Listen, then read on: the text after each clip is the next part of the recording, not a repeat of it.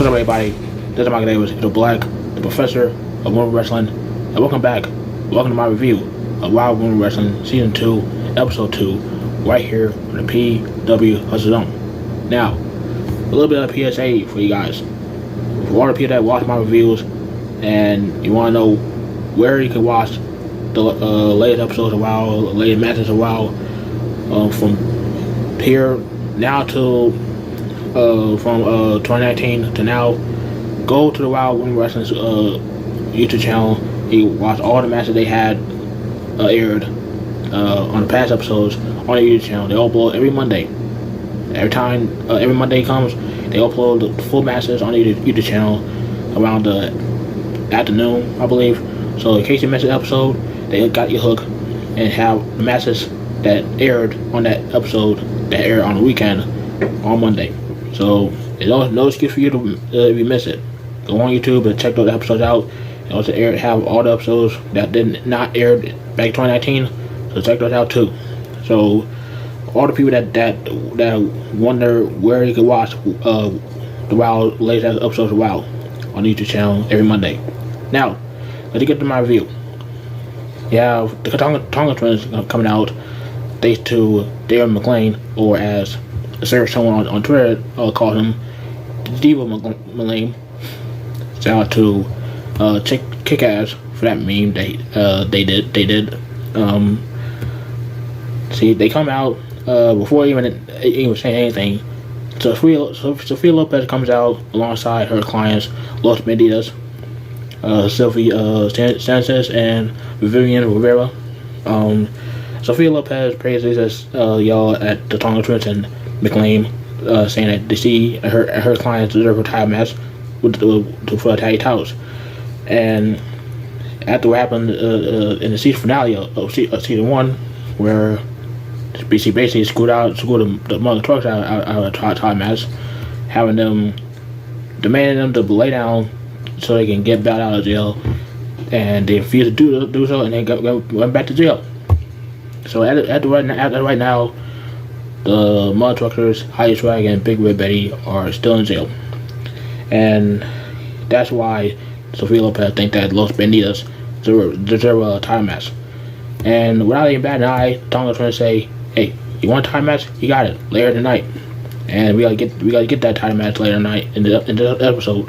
But before we talk about that match, we gotta talk about what happened in the other 3 matches before that. First match of the night, we had Princess Aussie taking on Holidead, a rivalry that was renewed from 2019, and because those two had a lot of a couple matches back then. They also had Holidead's partner, Simon the Rule Doll, putting a spell under Aussie that basically was mind controlled to join their group, and that was during the unaired episodes of WoW. And now we're here in 2023, and the rivalry is still happening. These two still hate each other, and they put on a really good match here. I really enjoyed this match from start to finish. You had Holidead jump her from behind, and Holidead getting hit with a suicide dive right out the bat, and Holidead at one point hitting her with an Undertaker leg drop on the apron, and Holidead was talking her back the whole match.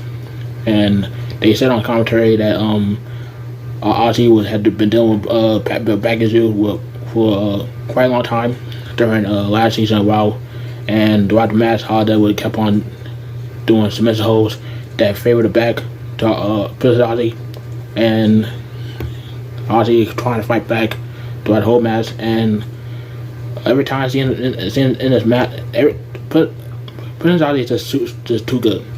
I mean, I can't stress it enough. She's too good in the ring, and this match solidified that, because she is really good in the ring. She has gotten better in the ring from back when she started WoW to now, and she also wrestled in these around during mainly in the California area, but I mainly see her in WoW, and she has done a really good job ever since she started back in 2019.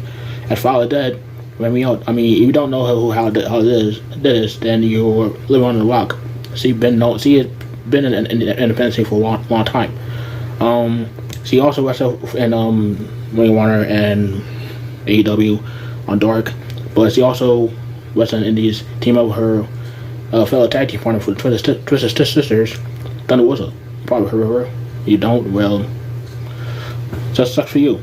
But yeah, they had won a couple tag championships, and she also won some single championships throughout her career. One of them being the Mr. Pro Wrestling Championship, the promotion where, of course, Thunder Whistle is co-founder of. But going back to this match, Princess Aussie getting back in the match, you had series of offense, hitting over a super kick and a neck breaker in the middle of the ring, and closing moments in the match, like you had Holidead trying to hit the Angel Wings on Princess Aussie. I don't know what she calls that move. I don't remember, but she tried to hit the butterfly facebuster, but Princess Aussie counters it and hit her with the Aussie cutter and hits the frost blast that he calls the Aussie splash for the win, and another win for Aussie in this rivalry with Holidead. And after the match, you had Princess Aussie cutting a promo, just demanding another side at Campanelli pin for the title, because she seems like people forgot about what happened to her during that match, and have Campanelli Pink hitting her in the back of the head with the title in the season finale in that match. And she basically told Dio Malame that, hey, I want a title shot. I don't know why you asked me. I mean, she didn't say this, but I'm paraphrasing. I don't know why you asked me what I want. You know what I want. I want a title shot. And of course, Dio Malame gonna give her that title shot, but not tonight. And we may see that title match down the road sooner than we think. But the next match, you have the debut of Katarina Jinx. And I know I said I think I said last week I called her Katarina Jinx. I meant to say Katarina Jinx, but we have the debut of basically the Catwoman of Wild Woman Wrestling. I mean, I'm not saying that's a bad thing. I do like the look of Katarina Jinx. See that is very unique. The bodysuit and the face paint is pretty damn cool to touch. She also had a video package where she was basically just like jumping like a cat, like cat-like reflexes all on the streets of downtown Los Angeles, headed to the Blossom Theater where Wild held her tapings. But she has a tough task ahead, because her debut match, she's gonna be against the chick from 612 with a mean 1-2. Yes, I'm talking about Kandi Krush. Let's freaking go. And Kandi Krush comes in, just they've been going at it back and forth, because Katarina Jinx has been taunting her on social media, and Kandi Krush has been like, hey, I gotta make this girl knock out and have her, hey, she knocked me out. Get out, me out. Anyway, the match was really good. I mean, yeah, Katarina Jinx, I think that I don't know if she wrestled before a while, but by the looks of it, she did really damn good. She pulled her on against Kandi Krush here. At one point, you had Krush doing a monkey flip, but Katarina Jinx landed her feet, and she did like a back kick to the face of Krush, and she hit her in tree well, and she caught her stomach, and she held her. She was a really good debut from Katarina Jinx. So someone that I think that was a very good match in wrestling. Period. As for Krush, she gets the upper hand late in the match, and out of nowhere she hits her new finisher, the Olympic Slam, as she calls it, the Lights Out, for the win.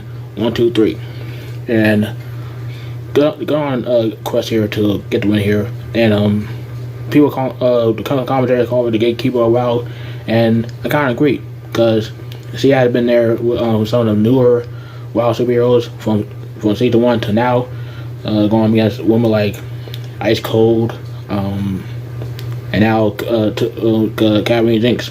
So I don't have no problem having them call her the gatekeeper, as long as she wins the matches in WoW, and if she keeps on winning matches that move, I have no problem with that. The next match we got to talk about is the matchup between BK Rhythm, become accompanied by Gigi Gianni, and she going up against Coach Campanelli, and she is accompanied by Ariel Sky, and no sign of Rainy Wawa. And in case you didn't see season 1, Rainy Wawa got stood up by both Coach and Ariel Sky for some reason. But it was supposed to be a six-woman tag. Team Spirit going against the 2 women that you see here in this match, BK and Gigi. But ended up being a one-on-one match with Rainy Wawa taking on BK Winham. And ever since then, we haven't seen Randy. So we trying to Coach and Ariel trying to find what happened to her, but y'all also got to focus on this match with BK Winham. And BK Winham, let's face it, she is basically the John Cena of WoW. I mean, it's obvious. And I mean, if people say John Cena, I see freaking the Acclaim. I mean, the Brat Pack, it clearly was a resemblance of the Acclaim, because you got BK, she's obviously the Platinum Max of the group, and Gigi Gianni is the Anthony Bones, the hype woman of the group. So people see John Cena, I see the Acclaim with BK being Max Caster and Gigi Gianni being Anthony Bones. And I mean, let's be glad that BK is a better wrestler than a rapper. That's all I'm gonna say about that. But this match was decent. It was a good match. BK Winham had an upper hand here because while the referee returned, and also the referee in the match, Paige Pensavalli, I believe, hopefully I say that right. If I butchered it, I apologize. But she is the first ever female referee in WoW. The first time ever that WoW in WoW that a female referee is in the company. So congratulations to her for making history in WoW. But while the referee had her back turned, Gigi Gianni taking advantage and jumping Coach, and Ariel Sky not doing anything about it. Like, if your partner is getting beat up, you need to go out there and beat up the manager that's beating your partner up. Plain and simple. I know she's still new here. She's still, getting stoned to wolf by Coach Campanelli, but you gotta protect your coach. I mean, that's all you need to do. But lucky for Coach Campanelli, she finds a way to fight back in this match to the point that she just hits the buzzer beater out of nowhere with the Unprettier for the win. And after the match, she had no time to celebrate because BK and Gigi jumping Coach Campanelli while Ariel Sky is on the freaking phone. Ariel, what are you doing? Well, I mean, I hope that phone call was very important, because that phone call is more important than your partner your coach getting beat up. I mean, I don't know if it's Randy Wawa she talking to. I don't know if it's Family Mercy. I don't know if it's her mom telling her that she left the refrigerator door open. I don't know what it is, but you need to help your coach out, and we're actually getting beat up. But anyway, Coach gets the win, even though she got beat up in the match, thanks to Ariel Sky. I like Ariel Sky. She's good. I like Coach Campanelli, but you need to look out for your coach. Otherwise, you're gonna end up like Randy Wawa being stood up. I'm just saying. Anyway, we will move on to the next match, the main event of the night, and it is the Tonga twins, Kona and Chaos. Kona and Chaos taking on Los Bandidas, Sylvia Sanchez, and Vivian Rivera. And before the matchup, you had David McClain introducing the former tag team champions, my AFC Heat, Lindsay and Lori, as they on commentary for this match. And before the match began, they also announced that the Wild World Championship will be defended next week. Is episode 3, where Penelope Pink will defend her championship against not only Princess Aussie, but Tormenta. And it had me wonder, maybe this was Sophia Lopez talking to why. This is why Sophia Lopez was talking to Lone Star last week in episode 1, because Sophia Lopez probably pulls the strings to get Tormenta a championship match too. against Penelope Pink. And this is why they doing this. This is why I believe that this is why the reason why those two were talking last week. I might be wrong, but hey, it kind of suspicious how Aussie getting a shot at Penelope Pink, but also Tormenta, who is also Sophia Lopez's client. Hey, I'm just pointing it out there. But talk about the match here with the Tonga Twins and lost to Bandidas. It was a good match. You had Tonga Twins. The match was basically all Tonga Twins. There was some moments where lost Bandidas had control, but it was but Tonga Twins was just too much for the two, and in the end, you had the Tonga Twins and the Tonga Twist. No relation to the Tonga Twist that Tonga does, was basically a crossroad variation. This is a 5-match carry net breaker variation, and tag team finish they do, and they get the win, and they still rival for or tag team champions. But after the match, Miami Heat not wasting any time, and they attacked the Tonga Twins, and lost Bandidas joined the fray. So it's basically 4-on-2, and tag team champions getting gained up on by the former champions and the people the team they just retained a title against. But have no fear, the mother truckers are here as Big Red Betty and Ali Swag make the save and scattered away lost Bandidas and Miami Heat. And that was episode 2 of WoW, season 2 of the relaunch of WoW, and it was a really good episode. I mean, the first match was my actual favorite bar none. Also, Katarina Jinx looked pretty damn good at her debut, and yeah, it was a really good show from top to bottom. And again, if you had missed any episode of WoW, go to the WoW Women Wrestling YouTube channel, and you see their YouTube channel. They have all the matches from the past episodes, past seasons, and to now. So again, if you miss any episodes, go to their channel and watch their matches. And yeah, that's all I gotta say about that. And also, if you're new to the channel, make sure you like the video, subscribe, tap the bell and hit the bell after the minute any of my videos. Make sure to follow me on Twitter at MadCraziness, follow me on TikTok at MadCraziness, and also follow me on Instagram at Michael Davis 2. Until that time, I'm Michael Davis, Black, and I'm out.